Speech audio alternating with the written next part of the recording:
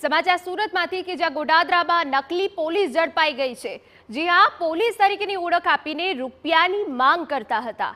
ફરિયાદીને ખોટા કેસમાં ફસાવવાની ધમકી આપીને રૂપિયાની માંગ કરી।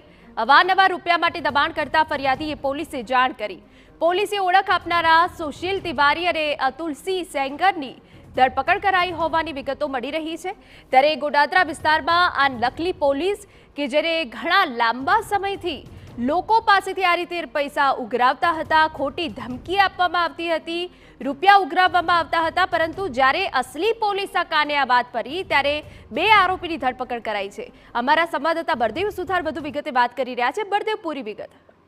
જે રીતે સુરતના ગોડાદરા વિસ્તારની જે ઘટના સામે આવી છે કે નકલી પોલીસ તરીકે ઓળખ આપી લોકોને ધાક ધમકી આપી અને રૂપિયા પડાવતા હતા તેવી માહિતી હતી તે સુરતના ગોડાદરા પોલીસ સ્ટેશનને મળી હતી અને માહિતીના આધારે આજે ગોડાદરા પોલીસ દ્વારા આજે વોચ ગોઠવી હતી અને બે સુનિલ તિવારી અને અતુલસિંહ નામના બંને વ્યક્તિઓની જે ધરપકડ કરી હતી અને તેમની જે તપાસ કરતા જાણવા મળ્યું હતું કે ખોટા કામ કરો છો તેમ કહી અને રૂપિયાની જે માંગણીઓ છે લોકો પાસે ધમકી કરે અને ઉઘરાવતા હતા। રૂપિયા નહીં આપે તો ખોટા કેસમાં ફસાવી દેવાની પણ ધમકી આજે ખોટા પોલીસ આજે ઇસમો જે પકડાયા છે તેમના દ્વારા આપવામાં આવતી હતી।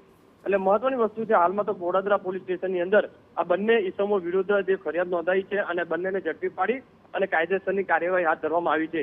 પણ પોલીસ દ્વારા તપાસ કરવામાં આવી રહી છે કે આ લોકો દ્વારા કેટલા સમયથી આ જે છે તે કામ કરતા હતા, બીજા કેટલા લોકોને આ રીતે લોકો પાસે પૈસા પડાવ્યા છે, તે તમામ બાબતોને લઈને હાલમાં ગોડાદરા પોલીસ દ્વારા જે તપાસ છે તે શરૂ કરવામાં આવી છે। જી બિલકુલ, ખૂબ અગત્યની જાણકારી બળદેવ આપ આપી રહ્યા છો કે જ્યાં પોલીસ દ્વારા બે આરોપીની ધરપકડ કરીને હવે વધુ તપાસ હાથ ધરવામાં આવી છે।